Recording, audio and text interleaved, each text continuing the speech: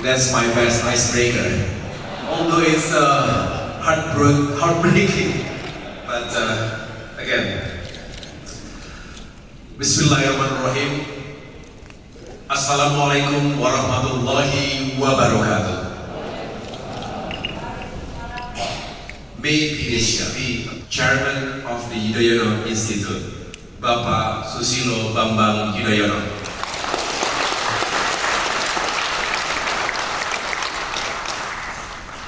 My beloved wife, Anissa Larasati Pohan.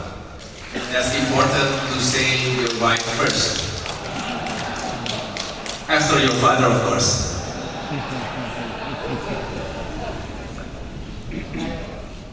Vice Chairman of the People's Consultative Assembly, MPRRI, my beloved brother, Dr. Edi Baskoro Yudhoyono, accompanied by his wife, Alia Rajasa Yudhoyono. Honorable Ministers from the Merah Putih Cabinet. First, Minister of Public Works, Bapak Dodi Hanggodo. Minister of Creative Economy, Bapak Teguh Rifki Harsha. Minister of Transmigration, Bapak Muhammad Iftitah Sulaiman.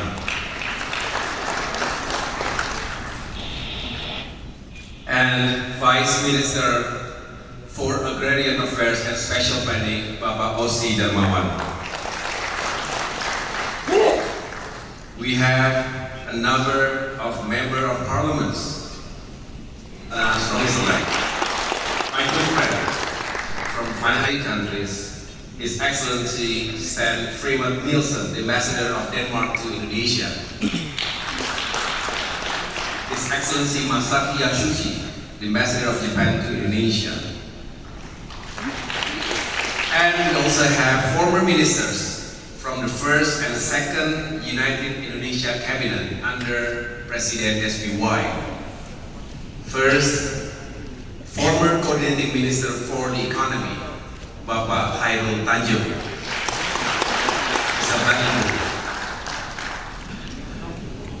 Former Minister of Education and Culture, Professor Dr. Muhammad Nuh.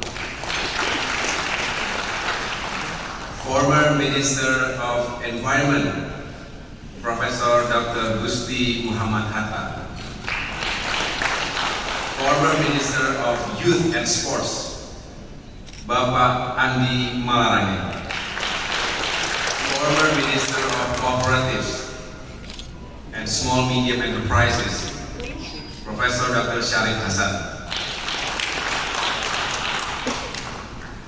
And now I would like to introduce our honorable speakers and panelists.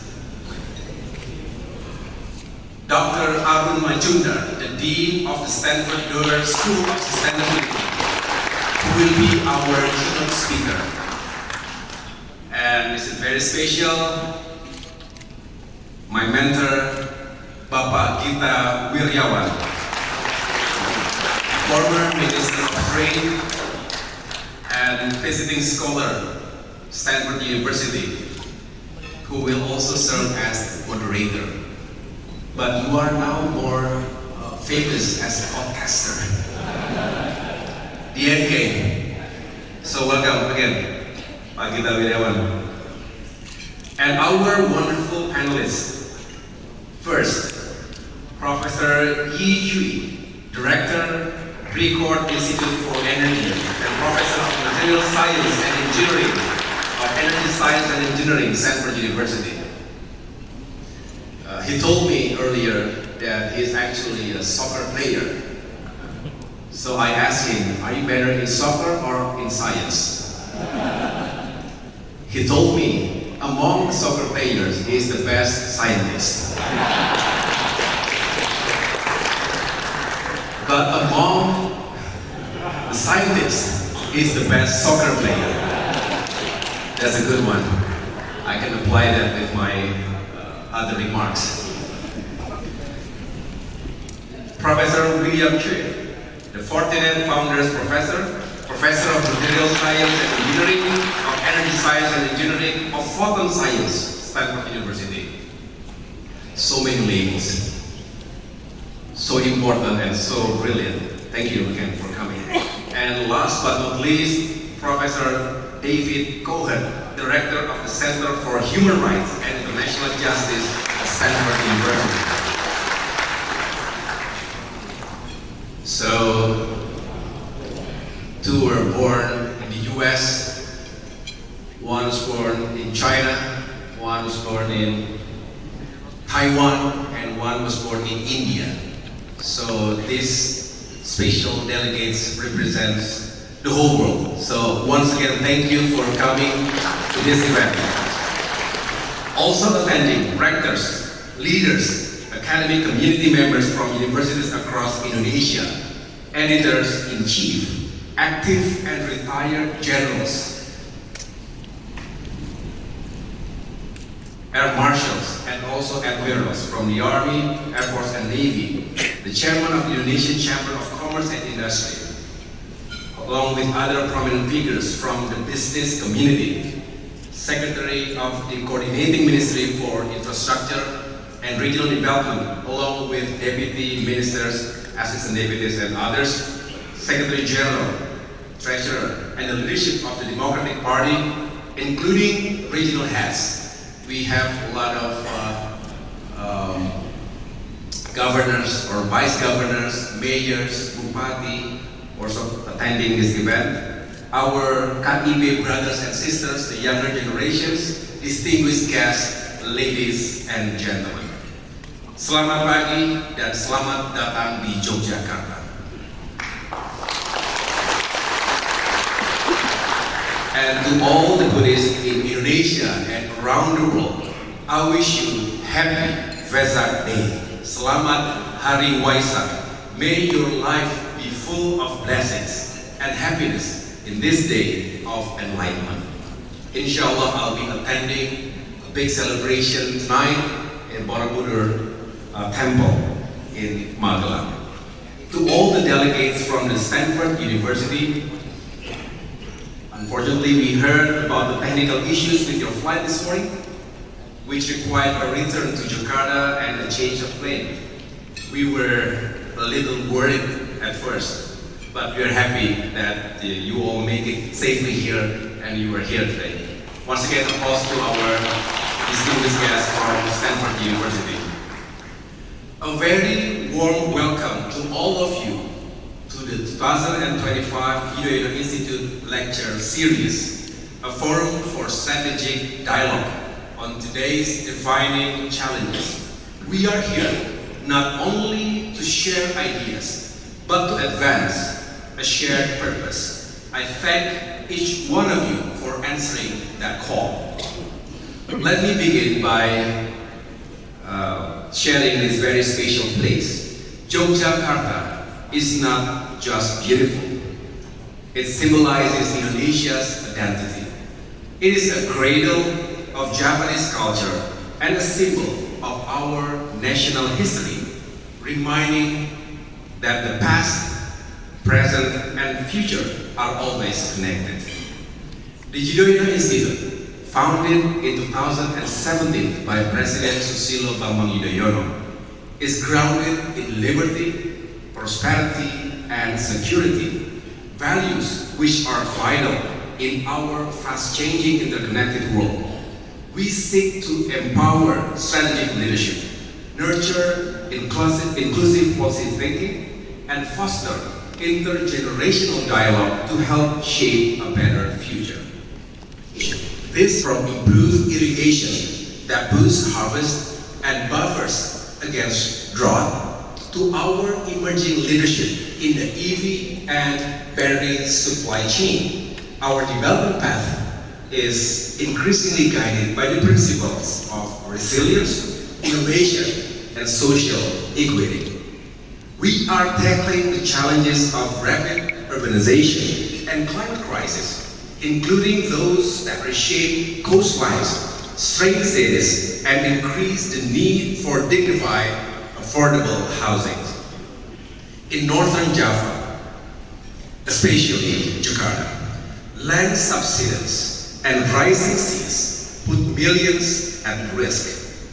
Indonesia is now advancing the giant seawall, a multi-phase project to protect coastal populations and key economic zones. It is a symbol of our national commitment to adapt to climate change. We are also responding to a major urban challenge: waste. Indonesia produces over 64 million tons of waste annually, much of it unmanaged. Waste-to-energy facilities are being scaled up to turn waste into electricity.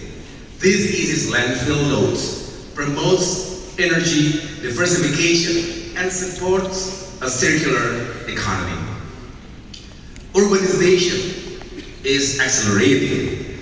More than half of Indonesians now live in cities. By 2045, that number could reach 70%. The challenge goes beyond merely constructing homes. It is about building climate resilient, well-connected communities. However, financing and policy barriers continue to hinder progress. If we can address this collectively, housing can become a cornerstone for fostering equity and driving green growth.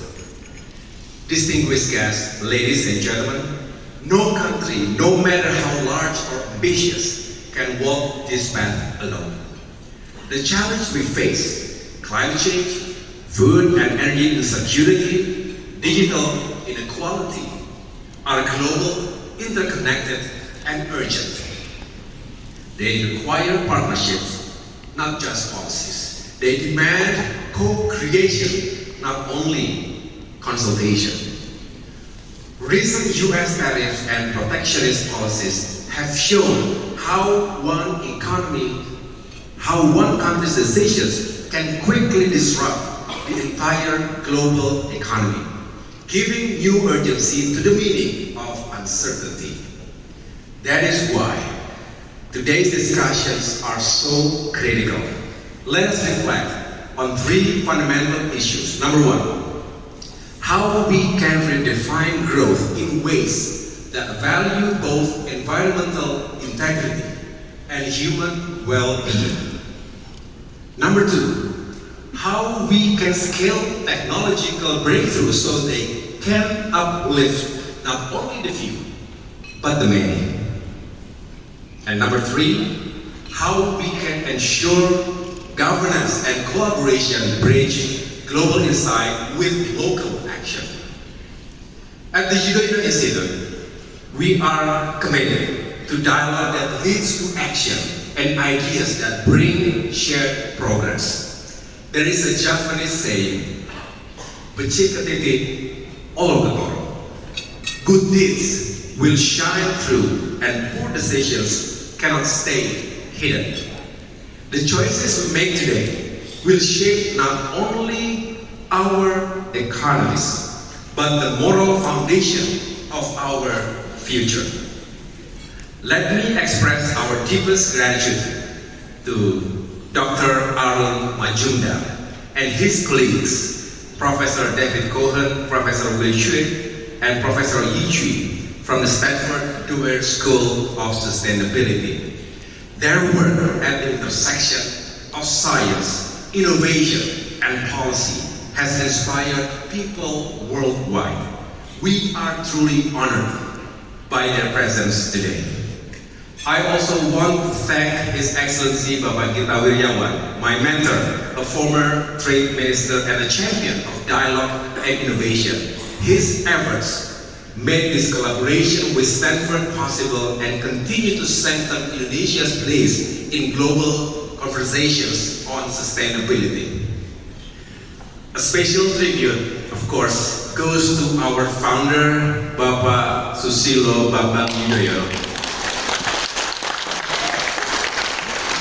As president, he helped shape the global climate agenda.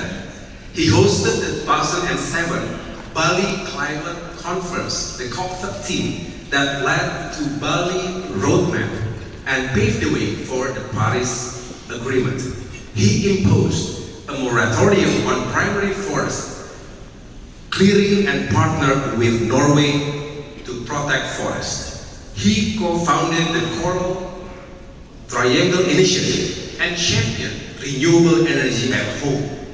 Globally, he co-chaired the UN high-level panel that shaped the Sustainable Development Goals. Even after his presidency, he continued to lead, serving as president of the Assembly and chair of the Council of the Global Green Growth Institute, GGGI, in 2014 to 2016. His legacy remains a guiding light for our shared work.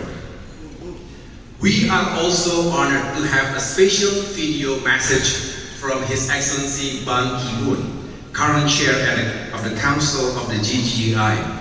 I had the privilege of meeting him in Hainan during the World Forum for Asia in March.